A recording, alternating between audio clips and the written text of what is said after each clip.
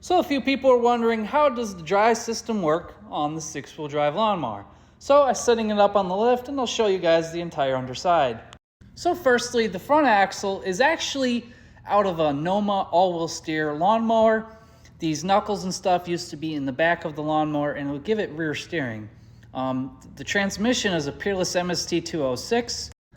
But it originally came with a Peerless 900 series, but I like the 206s better because they're oil filled and they handle high speed better. So I put that in there. It's easy to swap them because usually all the axles are the same internally, even the splines, so they swap in kind of easy. So all I did was kind of mount it up onto the frame, use stock lawnmower transaxle bracket holder thingamajiggers, and made some spacers for the top. I might end up changing that and put a block in there to make it some more sturdy. But yeah, it turns, it works just like a knuckle on any 4-wheel drive vehicle, so it's quite simple, honestly. So now I got it up on the lift, I could show you guys the entire underside. So firstly, I'll start with the motor. The motor has 2 pulleys on it, 2 6-inch pulleys that I kind of made my own little system to mount them together. It works pretty good. They're a little off, but they're all right.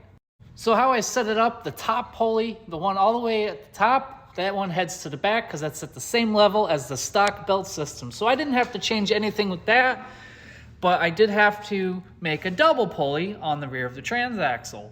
So all I did was got a 4.5-inch pulley from our Tractor Supply and a 4-inch, and then there's a hub between here.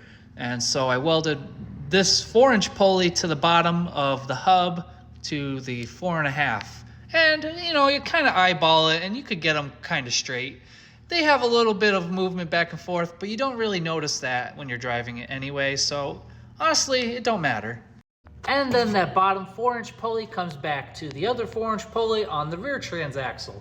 And what I did is I got a belt that was kind of really tight and forced it on there. So I don't have to have no belt tensioner here because this is always tensioned. It's tight. I haven't really noticed it slipping yet, but if it does, I can always add a tensioner in later. It's all right.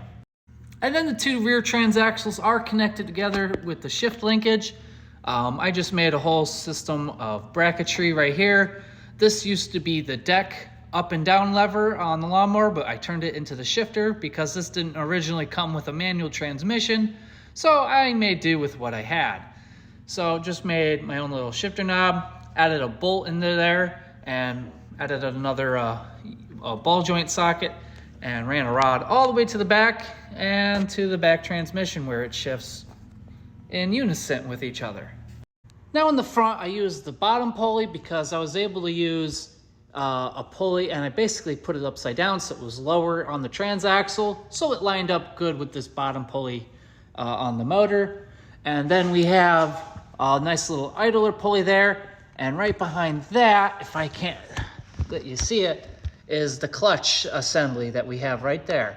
And then I have a rod that goes back all the way here to a bracket that I just welded on. So now we have only one pedal that controls both clutches for the front and the rear transaxles. Kind of simple.